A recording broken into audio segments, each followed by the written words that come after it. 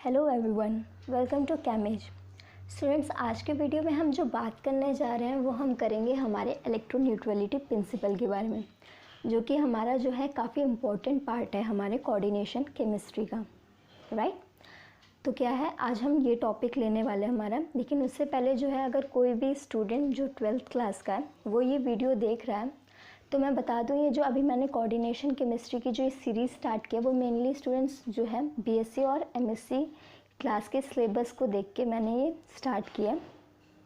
रही बात आपके 12th क्लास की कोऑर्डिनेशन केमिस्ट्री की, तो देखो स्टूडेंट्स, उसका लेवल अलग है 12th क्लास की, और ये जो बीएससी और एमएससी के जो कोऑर्डिनेशन केमिस्ट्री होती है उसका जो है लेवल अलग अलग है, ठीक है। तो फिर क्या है, यहाँ तक कोई कन्फ्यूजन नहीं होनी चाहिए, क्योंकि ये जो अभी कोऑर्डिनेशन केमिस्ट्री की सीरीज़ आ रही है वो मेनली बीएससी और एमएससी क्लास स्टूडेंट्स के लिए है। रही बात आपके 12th क्लास की, तो ऐसा नहीं है कि मैं आपका कोऑर्डिनेशन केमिस्ट्री नहीं कराऊंगी, मैं बिल्कुल कराऊंगी, लेकिन मैं वो जो है आपका टॉपिक बाद में लूँगी। यहाँ तक क्लियर है? आई होप यहाँ तक किसी को कन्फ्यूजन ना हो। तो चलो स्टार्ट करते हैं हम आज का वीडियो।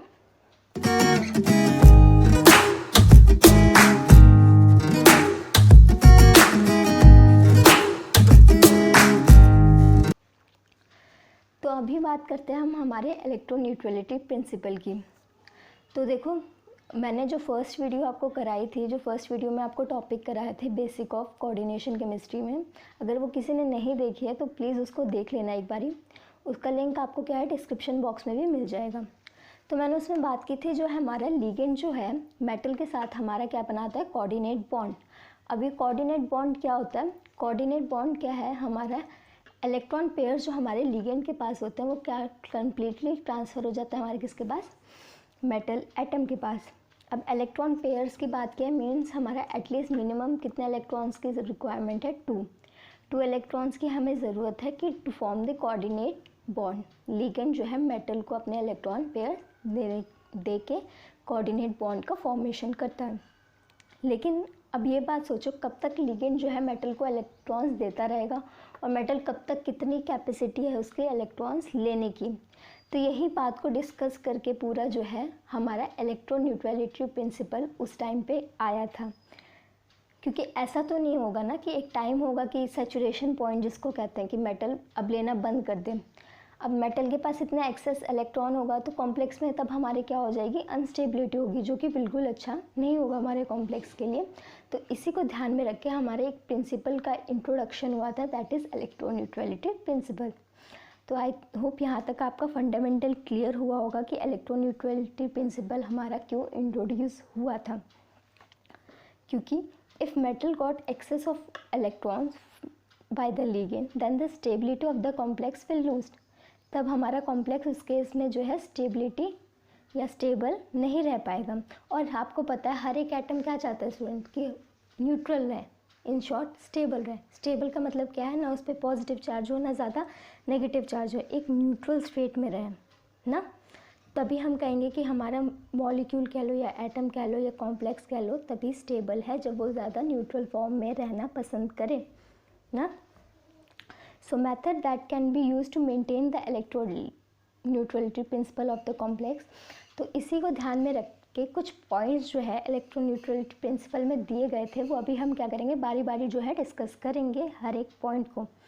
तो देखो, अब बात आती है, ठीक है हमारे लिगेंड ज़्यादा इलेक्ट्रॉन दे दें और मेटल जो है ज़्यादा इलेक्ट्रॉन लेना पसंद नहीं करेगा, क्योंकि उसे न्यूट्रल रहना है, अपनी स्टेबिलिटी लूज़ नहीं करनी है कॉम्प्लेक्स में। तो क्या हम प्रोसीजर फॉलो कर सकते हैं कि ये स्टेबिलिटी लूज़ ना हो, कि हमारा मेटल जो है न्यूट्रलिटी मेंटेन करे? तो उसके कुछ स्टेप्स हैं। तो पहले देखो हम क्या कर सकते हैं प्रिंसिपल के अकॉर्डिंग, कि अगर सोचो हम एक कॉम्प्लेक्स लें, यहाँ मैं बताती हूँ। तो पहला हम क्या कर सकते हैं, ये हमारा मेटल है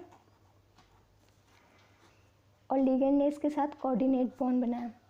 अगर सोचो हम लिगेंड कौन सा लें, ऐसा लिगेंड ले हम जो कि क्या है, बैक बॉन्डिंग कर सके। जैसे कि मैं अभी कार्बोनिल का केस लूँ, CO, तो हमें पता है CO हमारा बैक बॉन्डिंग कर सकता है। तो उस केस में हम क्या कर सकते हैं, हम ऐसा कोई लिगेंड लें जो हमारा बैक बॉन्डिंग कर सके। जैसे कि एग्जांपल हो गया, हमारे कार्बोनिल कॉम्प्लेक्स में होते हैं। तो पहला प्रिंसिपल क्या है, ये कहता है कि अगर हमें मेटल की न्यूट्रलिटी को मेंटेन करना है तो हमें क्या करना होगा, हमें बैक बॉन्डिंग वाला लिगेंड लगाना पड़ेगा, जैसे कि हमारा कार्बोनिल हो गया। ठीक है, यहाँ तक क्लियर है पहला प्रिंसिपल। अब हम बात करते हैं और क्या क्या तरीके हो सकते हैं जिससे कि हम मेटल की न्यूट्रलिटी को मेंटेन कर सकें। तो दूसरा पॉइंट हमारा ये है कि अगर सोचो, हम पहला केस तो हो गया कि हम बैक बॉन्डिंग वाला लिगेंड लगा दें। दूसरा क्या हो गया, अगर हम कोई ऐसा लिगेंड लगाएं जो इलेक्ट्रोनेगेटिव हो, जो कि -I इफेक्ट शो करे, जैसे कि मैंने फ्लोरीन लगा दिया, जैसे कि मैंने वाटर लगा दिया, तो इस केस में क्या होगा, हमारा ये इलेक्ट्रोनेगेटिव एटम है, तो क्या करेगा, ये ज़्यादा एक्सेस ऑफ इलेक्ट्रॉन हमारे मेटल पे नहीं होने देगा उस केस में। तो दूसरा तरीका ये है। थर्ड तरीका हम क्या कर सकते हैं मेटल की न्यूट्रलिटी मेंटेन करने के लिए, वो हम कर सकते हैं higher oxidation state of metal. अगर हम मेटल की ऑक्सीडेशन स्टेट इतनी हाई रखें कि उसके पास अगर इलेक्ट्रॉन भी आए तो वो उनको रिलीज़ कर सकें। जैसे कि अभी मैं बात करूँ Mn की, मैग्नीज़, तो मैग्नीज़ पे जैसे +7 तक वो ऑक्सीडेशन शो करता है, तो मैग्नीज़ का क्या, अगर सारे इलेक्ट्रॉन निकाल दो तो ज़्यादा है, Mn+7 क्या हो जाएगा, मैग्नीज़ का कितना होता है एटॉमिक नंबर 25, तो 4s2 3d5, Mn+7 क्या हो जाएगा 4s0 और हमारा 3d0। तो अब क्या हो गया, इसके बाद कोई भी एक्सेस इलेक्ट्रॉन नहीं रहे अब, तो क्या होगा, ये स्टेबिलिटी की तरफ मूव करने लगेगा। यहाँ तक क्लियर है। फोर्थ हम क्या कर सकते हैं, अगर हम ये लिगेंड का किस्सा ही ख़त्म करते हैं, हम थोड़े कम लिगेंड लगा लें, 6 की जगह 4 लगा लें, ऐसा भी हो सकता है ना, तो इस केस में हमारे स्टेबिलिटी या कह लो मेटल की न्यूट्रलिटी ज़्यादा मेंटेन होगी। अब क्या करेंगे, हमने जो है सारे पॉइंट्स देख लिया हमारे इलेक्ट्रो न्यूट्रलिटी प्रिंसिपल की। अब हम क्या करेंगे, हम क्वेश्चंस करेंगे, और क्वेश्चंस करने के लिए कुछ आपको जो है पॉइंट्स पता होने चाहिए। जैसे कि हमारा निकल जो है सिर्फ और सिर्फ +2 ऑक्सीडेशन स्टेट शो करता है। पहली चीज़ क्या है कि हमारा निकल जो है सिर्फ +2 ऑक्सीडेशन स्टेट शो करता है। दूसरी चीज़ क्या है, अगर किसी कॉम्प्लेक्स में फ्लोरीन या water as a ligand present है, मेरी बात ध्यान से सुनना, अगर किसी कॉम्प्लेक्स में फ्लोरीन या water as a ligand present है, देन वो मेटल एग्जिस्ट करेगा, बिल्कुल एग्जिस्ट करेगा। ठीक है, तो ये कुछ हैं। पहली चीज़ क्या है, हमें ध्यान रखनी है कि निकल की +2 ऑक्सीडेशन स्टेट ही रहेगी। अगर +4 ऑक्सीडेशन स्टेट आ रही है फॉर एग्जांपल किसी कॉम्प्लेक्स में, तो वो एग्जिस्ट नहीं करेगा। दूसरी बात, अगर फ्लोरीन वाटर है किसी कॉम्प्लेक्स में तो वो एग्जिस्ट करेगा। ठीक है, यहाँ तक क्लियर है। अब आपको इस टॉपिक से रिलेटेड क्वेश्चंस कैसे आएंगे, इस टॉपिक से आपको रिलेटेड क्वेश्चंस कैसे आएंगे, आपको क्वेश्चन में पूछेंगे, काफ़ी सारे कॉम्प्लेक्स दे देंगे ABCDE, काफ़ी सारे। उसके बाद पूछेंगे ये एग्जिस्ट करेगा, ये एग्जिस्ट नहीं करेगा, ये एग्जिस्ट करेगा, क्यों नहीं करेगा। तो आपको क्या है उस केस में पूरा इलेक्ट्रो न्यूट्रलिटी प्रिंसिपल का यूज़ करके, हर एक पॉइंट को यूज़ करके आपको बताना पड़ेगा, हाँ एग्जिस्ट कर सकता है, ये नहीं करेगा, ये करेगा, ये नहीं करेगा। यहाँ तक क्लियर है। अब हम करते हैं कुछ क्वेश्चंस, क्योंकि हमारा कॉन्सेप्ट क्लियर हो गया। अब हमें क्या करना है, क्वेश्चंस को अटेम्प्ट करना है, कैसे हमारे इससे रिलेटेड क्वेश्चंस आएंगे और हम कैसे उनको अप्रोच करेंगे। तो देखो, tell whether complex will exist और नॉट। तो पहला क्वेश्चन है हमारा, एक निकल का कॉम्प्लेक्स दिया है हमें। तो देखो, पहला आपका स्टेप क्या होना चाहिए ऐसे क्वेश्चन को अप्रोच करने का, कि आप ऑक्सीडेशन स्टेट निकालो मेटल की।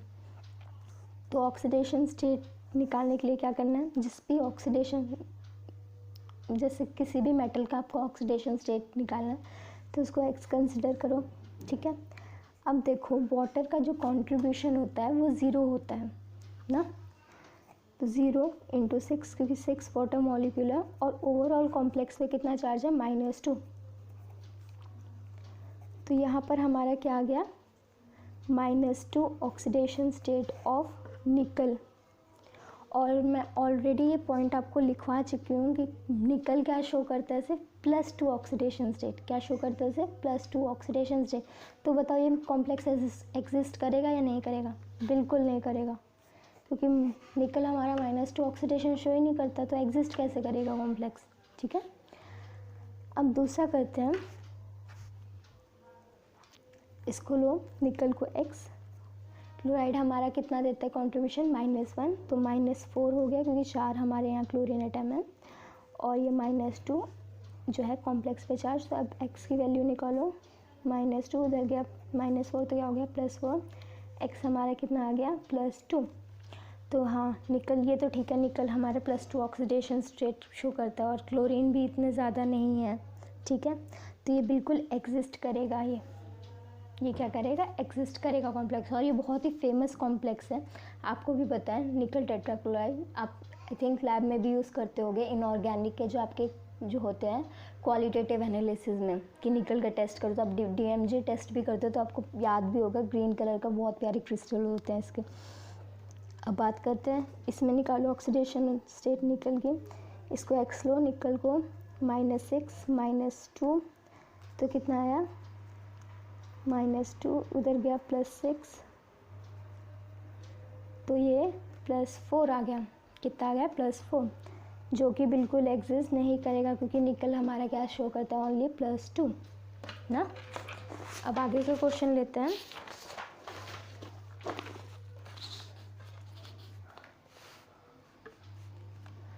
अब देखो ये हमारा 4th क्वेश्चन है, इसमें निकल की ऑक्सीडेशन स्टेट निकालो, x वाटर का कंट्रीब्यूशन 0, तो मैं डायरेक्ट 0 लिख देती हूँ अभी, और +2, तो यहाँ हमारा आ गया x = +2 और तो ये हमारा कॉम्प्लेक्स बिल्कुल एक्सिस्ट करेगा। रीज़न क्या है, एक तो निकल का +2 ऑक्सीडेशन स्टेट है जो कि बिल्कुल ठीक है, निकल का +2 ऑक्सीडेशन स्टेट है। दूसरा पॉइंट मैंने देखो ध्यान से देखो, मैंने क्या लिखवाया था, if fluorine and water are present then the complex will exist. अब इसका रीज़न क्या, क्योंकि इनकी इलेक्ट्रोनेगेटिविटी इतनी होती है कि मेटल से हमारे एक्सेस इलेक्ट्रॉन्स ले लेते हैं ईजिली, ठीक है।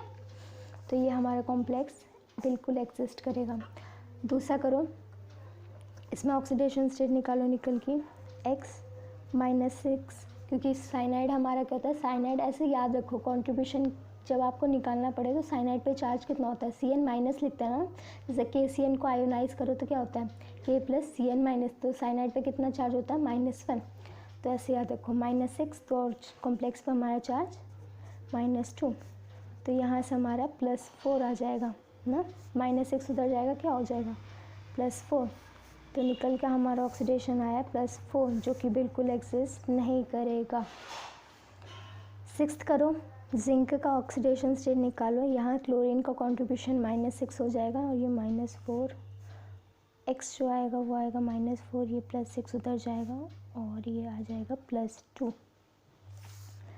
तो इस पे आया हमारा +2। लेकिन आप देखो ध्यान से देखो, यहाँ पर कितने क्लोरीन है, 6 क्लोरीन है सिर्फ Zn2+ चार्ज पे, एक Zn+2 चार्ज पे हमारे कितने हैं 6 क्लोरीन प्रेजेंट है।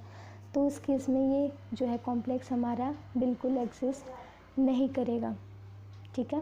अगर हम यहाँ फ्लोरीन लगा लेते हैं या फिर वाटर लगा लेते हैं तब ये कॉम्प्लेक्स हमारा एग्जिस्ट करता। जैसे कि ये वाला एग्जांपल है, इसमें ये एग्जिस्ट करेगा। CO जो है इसका x लो, -6 -2, तो x कितना आ जाएगा हमारा +4, और हमें पता है कोबाल्ट हमारा +4 ऑक्सीडेशन स्टेट शो करता है क्योंकि यहाँ फ्लोरीन है, लिगेंड क्या है हमारे यहाँ फ्लोरीन, तो ये मॉलिक्यूल ये कॉम्प्लेक्स हमारा एग्जिस्ट करेगा। अब देखो कॉपर वाला कॉम्प्लेक्स देखो, इसको x लो, वाटर का हमारे 0 कंट्रीब्यूशन और ये 2+, तो यहाँ पर 2+ आया चार्ज, तो कॉपर हमें पता है +2 शो करता है, तो ये भी क्या हो जाएगा हमारा एग्जिस्ट करेगा। अब ये वाला लो, कोबाल्ट का ऑक्सीडेशन स्टेट निकालो, x हो गया ये -6 -3, तो यहाँ पर क्या आ गया कोबाल्ट का +3, तो ये एग्जिस्ट नहीं करेगा क्योंकि यहाँ पर लिगेंड क्या प्रेजेंट है आयोडीन, और मैंने क्या बताया कब एग्जिस्ट करेगा, जब फ्लोरीन और वाटर हों आपके लिगेंड, ठीक है। अब लास्ट आपका है कॉपर का कॉम्प्लेक्स, कॉपर का ऑक्सीडेशन स्टेट निकालो, ये ब्रोमीन का -6 कंट्रीब्यूशन, ये -4 कॉम्प्लेक्स पे चार्ज, तो कितना आ जाएगा +2 ऑक्सीडेशन स्टेट, तो कॉपर का क्या है +2 ऑक्सीडेशन स्टेट। लेकिन हम देखो ब्रोमीन है लिगेंड, तो ये भी एग्जिस्ट नहीं करेगा, ठीक है, क्योंकि इसकी इलेक्ट्रोनेगेटिविटी इतनी नहीं है जितनी कि फ्लोरीन और वाटर की है। तो यहाँ पर आपका पूरा कंप्लीट होता है इलेक्ट्रोन्यूट्रलिटी प्रिंसिपल। आई होप जो है चीज़ें आपको समझ आई होंगी, इसका कॉन्सेप्ट समझ आया होगा। आई होप आप क्वेश्चन को आप अच्छे से अप्रोच कर सकते हो अगर इससे रिलेटेड कोई क्वेश्चन पूछा जाए कि एग्जिस्ट करेगा या नहीं करेगा। And I hope this video will be helpful to all of you. Thank you for watching this video.